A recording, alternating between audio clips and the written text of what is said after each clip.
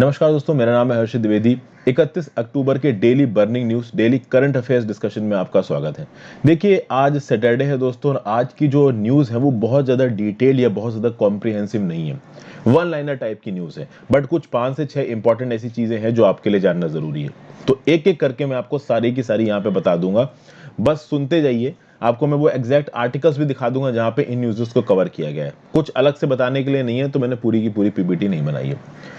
पहली न्यूज, अच्छा आगे बढ़ने से पहले वीडियो पे लाइक का बटन, चैनल को सब्सक्राइब जरूर कर लीजिए, इंस्टाग्राम पे फॉलो कर लीजिए और टेलीग्राम लिंक भी ज्वाइन कर लीजिए। अब देखिए, import barriers will not be perpetual.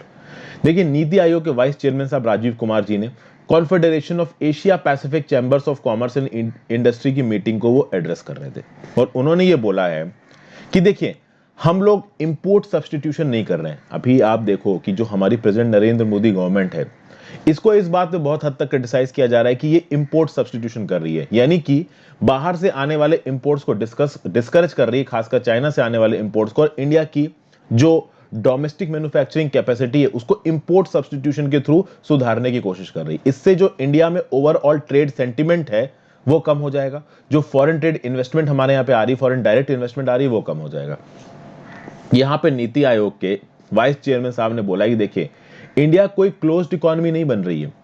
India multilateral trading rules framework को फॉलो करेगी, डब्ल्यूटीओ रूल्स के फ्रेमवर्क को फॉलो करेगी।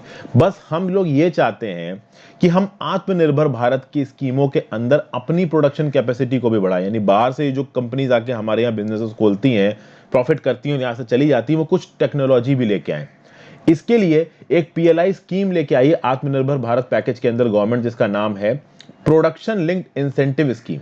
इसमें manufacture, pharmaceuticals, medical devices, electronics, कुल 4 चीजें अभी हैं, 4 सेक्टर्स अभी हैं, 9 से 10 सेक्टर्स इसमें जल्दी जोड़े जाएंगे। यानी कि इस प्रोडक्टिविटी लिंक्ड इंसेंटिव स्कीम के अंदर हम चाहते हैं कि भैया हमारे डोमेस्टिक इंटरप्राइजेस आगे बढ़ें, बट ये पूरी फ्रीडम है कि बाहर की कंट्रीज आके हमारे डोमेस्टिक इंटरप्राइजेस में इन्वेस्ट करके आगे बढ़े। कुल मिला के हम लोग चाइना की मेथोडोलॉजी को थोड़ा रिलैक्स्ड मैनर में यहां लगाने की कोशिश कर रहे हैं कि बाहर की कंपनी इंडिया में अगर इन्वेस्ट कर रही है तो वो इंडिया की डोमेस्टिक कंपनीज की भी प्रोडक्शन कैपेसिटी को बढ़ाएं, ताकि लॉन्ग टर्म में इंडिया के जो डोमेस्टिक सेक्टर है वो भी आगे है। ठीक है ना? तो प्रोडक्टिविटी लिंक्ड इंसेंटिव स्कीम आपकी आत्मनिर्भर भारत पैकेज के अंदर जो है वो 4 सेक्टर से बढ़ा के 10 सेक्टर्स तक फैलाई जाएगी। अभी के लिए ये pharmaceutical, medical devices, electronic sector में ही है, जल्दी और सेक्टर्स इसके अंदर आएंगे, और ये सारे के सारे सेक्टर्स में इंडिया सेल्फ रिलायंट हो सके, सप्लाई चेन को बना सके, इकोनॉमी रिवाइव कर सके, और साथ साथ ग्लोबल जो ट्रेडिंग नॉर्म्स है उसको भी पूरी तरीके से इंडिया फॉलो करेगा। ठीक है, तो पहली इंपॉर्टेंट न्यूज तो ये थी। दूसरी देखते हैं। राजस्थान सरकार पंजाब की सरकार की तरह कुछ बिल्स लेके आएगी जो सेंटर फार्म लॉस को काउंटर करेंगे। देखिए, सेंटर के जो फार्म लॉस हैं, जो 3 रीसेंट फार्म लॉस आए हैं, उसके अगेंस्ट काफी फेवर हुआ पंजाब हरियाणा में, और पंजाब की सरकार अपने स्टेट असेंबली के 4 लॉस ऑलरेडी लेके आ चुकी है जो सेंटर के फार्म लॉस को काउंटर कर रहे हैं। अब राजस्थान की सरकार भी कर रही है कि जब उनकी असेंबली फिर से मिलना शुरू होगी 31 अक्टूबर से, मतलब कि आज से, तब हम भी कुछ ऐसे ही बिल्स को इंट्रोड्यूस करने वाले हैं। ये एक छोटी सी न्यूज है, अभी किस तरीके के बिल्स आएंगे ये तो हमें कल तक पता चलेगा। एक और बहुत सेंसिटिव न्यूज निकल के आ रही है दोस्तों। आपके लद्दाख के फॉर्मर मेंबर ऑफ पार्लियामेंट थे थुप्स्टान चेवांग। इन्होंने ये बोला है कि जो चाइनीज ट्रूप्स हैं वो इंडियन टेरिटरी के और अंदर तक घुस आए हैं, और पैंगोंग सो पे जो फिंगर नंबर 2 है और जो फिंगर नंबर 3 है उसके नॉर्थ बैंक पे अब इन चाइनीज ट्रूप ने कब्जा कर लिया है। ये देखिए दोस्तों, ये है इमेज उन फिंगर्स की, 3, 4, 5, 6, 7, 8, 3 के पहले 2 है। अभी 4th फिंगर तक तो ये चाइनीज ट्रूप्स आके कब्जा करके बैठे थे, ये हमको पता है, और 4th फिंगर के आगे हमारी इंडियन फोर्सेस को चाइनीज ट्रूप्स नहीं आने दे रहे।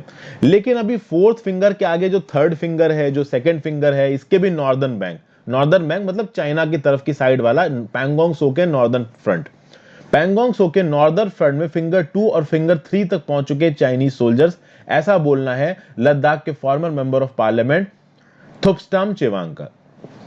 लेकिन जल्दी ही इस बात को रिफ्यूट किया है हमारे रूलिंग गवर्नमेंट ने, और गवर्नमेंट ने बोला है कि ऐसा कुछ भी नहीं हुआ है। फिंगर 2 और फिंगर 3 पे इंडिया का ही कब्जा है। इनफैक्ट ये भी खबर बता रहे हैं थुप्स्टांग चेवांग कि फिंगर 2 और फिंगर 3 पे जो इंडियन सोल्जर्स रह रहे हैं वो टेंट लगा के रह रहे हैं, उनके पास प्रॉपर कोल्ड वाले जो इक्विपमेंट है वो नहीं है, और ऐसी कंडीशंस में सर्दियों में वो नहीं सर्वाइव कर पाएंगे। अब यहाँ पे क्या सच है कितना गलत है, ये बहुत ही ज्यादा एंटी गवर्नमेंट न्यूज निकल के आ रही है। कितना सही कितना गलत ये तो देखिए आगे आने वाले समय में ही पता चलेगा। सरकार ने साफ साफ बोल दिया है कि ऐसा कुछ भी नहीं है। फिंगर 2 और फिंगर 3 पे पूरी तरीके से इंडिया का कंट्रोल है और इस पे बहुत सारी पॉलिटिक्स भी शुरू हो गई है। ठीक है, जो कांग्रेस की लीडर है लोकसभा में अधीर रंजन चौधरी, उसने यूनियन गवर्नमेंट से पूछा है कि भाई ये जो बीजेपी एमपी हैं, आपके फॉर्मर बीजेपी एमपी, ये जो बोल रहे हैं कि चाइनीज ट्रूप्स इंडिया में घुस आए हैं, ये बात कितनी सही है कितनी गलत है, इस बात पर क्लैरिफिकेशन दीजिए। और राहुल गांधी जी ने बोला कि भैया ये सीवियर कोल्ड में रह के, इतने टेंटों में रह के इस देश की रक्षा कर रहे हैं और आप 8400 करोड़ के एयरक्राफ्ट में घूमते हैं और चाइना का नाम तक नहीं लेते। तो इस तरीके की देखिए पॉलिटिक्स तो शुरू हो ही जाती है। लेकिन मुद्दा बहुत सीरियस है, कितना डेंजरस है ये तो देखिए अब समय पे ही पता चलेगा, जब कुछ और न्यूज निकल के आएंगी तो चीजें क्लैरिफाई होंगी। फिर एक और न्यूज निकल के आ रही है यहाँ पे, पूनम खेत्रपाल सिंह, ये रीजनल डायरेक्टर हैं World Health Organization South East Asia की। इन्होंने ये बोला है कि देखिए जो कोविड-19 इन्फेक्शन की जो सेकेंड वेव है ये यूरोप और यूएस में ऑलरेडी आ चुकी है। इंडिया में ये जो पहली वेव थी ये सबसाइड कर रही है और सेकेंड वेव कभी भी आ सकती है। इस समय पे पूनम खेत्रपाल जी का बोलना है कि हमारा जो गॉड है कोविड-19 के प्रति ये नीचे नहीं होना चाहिए, कम नहीं होना चाहिए। तो टेस्ट, डिटेक्ट, आइसोलेट, ट्रीट ये हमको रेवोल्यूशनरी तरीके से करते रहना है। इंडिया में त्योहारों का सीजन चल रहा है, लोग बाहर निकलते हैं, सदर बाजार में भीड़ वाली न्यूज तो आज वैसे भी हिंदू के फ्रंट पेज पे। तो कुल मिला के बात यह है कि हमें इस बात का ध्यान रखना है कि कोविड-19 के प्रति हम अपने गार्ड को कम ना करें। भैया टेस्टिंग होती रहनी चाहिए, लोगों को बाहर नहीं निकलना है।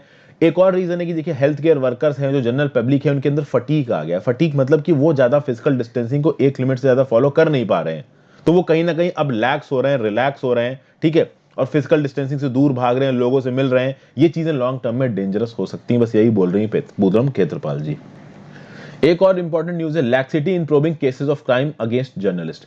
एक इंस्टीट्यूट है जिसका नाम है international press institute. International press institute ने एक रिपोर्ट जारी की है और इन्होंने ये बोला है कि देखिए दुनिया भर में जर्नलिस्ट के खिलाफ जो क्राइम है वो बहुत तेजी से बढ़ रहे हैं और कहीं ना कहीं दुनिया भर की सरकारें इन क्राइम को एड्रेस नहीं कर पा रही हैं।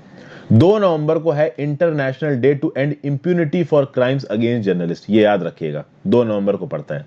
यहां पे जो इंटरनेशनल प्रेस इंस्टीट्यूट है जिसका हेडक्वार्टर्स वियना में है, इन्होंने स्टेटमेंट जारी किया है कि 52 जर्नलिस्ट अक्टूबर 2019 से लेकर अब तक 52 जर्नलिस्ट मर चुके हैं अपना काम करते करते। 24 टारगेटेड अटैक्स में मरे हैं और इन 52 जर्नलिस्ट में से 2 जर्नलिस्ट तो इंडिया में मरे हैं। तो ये बोला गया कि देखिए 52 केसेस हैं यहां पे जर्नलिस्ट के मरने के, लेकिन इस 52 केसेस में केवल 10 केस ऐसे हैं जहां पे कुछ अरेस्ट वगैरह किया गया है, वो भी अमेरिका में और एशिया में। अमेरिका में 5 ऐसे केसेस हैं और एशिया में 5 ऐसे केसेस हैं। तो कुल मिला के दुनिया भर में जर्नलिस्ट के खिलाफ जो वायलेंस वाली चीज है ना, ये प्रॉपर तरीके से चालू है और कहीं ना कहीं हमको इसको रोकने की जरूरत है, क्योंकि लॉन्ग टर्म में अगर आप जर्नलिज्म को दबाओगे तो ये डेंजरस हो सकता है। ये रिपोर्ट मतलब ये स्टेटमेंट किसने जारी किया? International press institute, headquarter Vienna में है। ये है क्या? This is the international network of editors, journalist and media executives, ये याद रखिएगा, इंटरनेशनल प्रेस इंस्टीट्यूट। एक और न्यूज है, अगले हफ्ते से मालाबार नेवल एक्सरसाइज शुरू होने वाली है दोस्तों, बे ऑफ बंगाल में। इंडिया, यूएस, जापान और ऑस्ट्रेलिया की नेवी इसमें पार्टिसिपेट करेगी। विशाखापट्टनम के कोस्ट के पास की एक्सरसाइज होगी। बस छोटी सी न्यूज है, याद रखिएगा। प्याज के दाम बढ़ रहे हैं पूरे इंडिया में, आपको पता है, और जब प्याज के दाम बढ़ रहे हैं, ऊपर से दिवाली आ रही है, तो कहीं ना कहीं प्याज की जरूरत ज्यादा है। और आपको पता है कि जो खरीफ सीजन का हार्वेस्ट है वो इतना तगड़ा हुआ नहीं है प्याजों के मामले में, और राबी सीजन के हार्वेस्ट को आने में समय है। दीपावली में प्याज की जरूरत है, इसीलिए जो सेंट्रल कोऑपरेटिव है नाफेड, इसने कहा है कि भैया ये जो बढ़ते हुए प्याज के दाम है, इसके चलते हम लोग प्याज को बाहर से इंपोर्ट करेंगे। 7,000 टन प्याज ऑलरेडी इंपोर्ट हो चुका है, 25,000 टन और इंपोर्ट किया जाएगा। तो कुल मिला के यहां पे 32,000 टन ऑफ प्याज को हम लोग इंपोर्ट कर रहे हैं। तो कहीं ना कहीं हमारे मॉनसून के साथ सीरियस प्रॉब्लम्स है। मॉनसून, चूंकि हमारे खरीफ क्रॉप का हार्वेस्टेशन हो चुका है और पानी तगड़ा बरसा है, तो पानी के बरसने के बाद, खरीफ क्रॉप के हार्वेस्टिंग होने के बाद अगर प्याज की फसल खराब हो चुकी है और हमको इसके बावजूद प्याज को इंपोर्ट करना पड़ रहा है, तो कहीं ना कहीं मॉनसून की जो हमारी हैंडलिंग है, एग्रीकल्चर की जो हमारी हैंडलिंग है, वो अभी भी बहुत हद तक प्रिमिटिव है, जिसको सही करने की जरूरत है। क्योंकि बम्पर मॉनसून के बाद भी अगर हम प्याज बाहर से इंपोर्ट कर रहे हैं, then there is serious problem in our agriculture sector. फिर दोस्तों अभी रिसेंटली एक रिपोर्ट रिलीज करी है, ठीक है ना। ये रिपोर्ट रिलीज करी किसने है? पहली बात तो रिपोर्ट का नाम है पब्लिक अफेयर्स इंडेक्स 2020। देखिए यहां पे लिखा हुआ पब्लिक अफेयर्स इंडेक्स 2020। इस रिपोर्ट को रिलीज किसने किया है? तो पब्लिक अफेयर्स सेंटर नाम के एक ऑर्गेनाइजेशन ने रिलीज किया है। ये पब्लिक अफेयर्स सेंटर क्या है? ये एक नॉट फॉर प्रॉफिट ऑर्गेनाइजेशन है जो कि बेंगलुरु में बेस्ड है, और इसको हेड करते हैं फॉर्मर इसरो के चेयरपर्सन के कस्तूरी रंगन। इस रिपोर्ट के हिसाब से जो बिगर स्टेट्स हैं, उन बिगर स्टेट्स में जो सबसे अच्छा मैनेजमेंट है टॉप 4 स्टेट्स का, उसके नंबर 1 पे आता है केरला, नंबर 2 पे आता है तमिलनाडु, नंबर 3 पे आता है आंध्र प्रदेश, और नंबर 4 पे आता है कर्नाटका। ये बेस्ट 4 गवर्न स्टेट हैं किसके हिसाब से? पब्लिक अफेयर्स सेंटर द्वारा जारी की गई पब्लिक अफेयर्स इंडेक्स के हिसाब से। इसमें बॉटम स्टेट्स कौन से? सबसे नीचे Uttar Pradesh, second last number पे है उड़ीसा, थर्ड लास्ट नंबर पे है बिहार। स्मॉल स्टेट की कैटेगरी में नंबर 1 पे है गोवा, उसके बाद मेघालय, उसके बाद हिमाचल प्रदेश। और स्मॉल स्टेट्स में वर्स्ट परफॉर्मर्स कौन है? तो मणिपुर, फिर दिल्ली सेकंड लास्ट, और फिर सेकंड लास्ट उत्तराखंड। तो ये एक छोटी सी रिपोर्ट है। अब ये कितनी जरूरी कितनी नहीं जरूरी ये तो एक अलग बात है, बट ठीक है, हमको एक बेसिक आइडिया होना चाहिए। बेसिक आइडिया मैंने आपको दे दिया। तो यही कुछ काम की न्यूज थी दोस्तों। आज बहुत ज्यादा काम की न्यूज है नहीं, जो थोड़ी बहुत छूट गई है उनको कल की डेट में मैं संडे के करंट अफेयर्स में कवर कर दूंगा। So thank you for watching. I hope आपको कुछ सीखने को मिला होगा। चैनल को सब्सक्राइब जरूर कर लीजिए, वीडियो को लाइक जरूर कर दीजिए, ज्यादा से ज्यादा लोग साथ इसको शेयर करें। Good bye.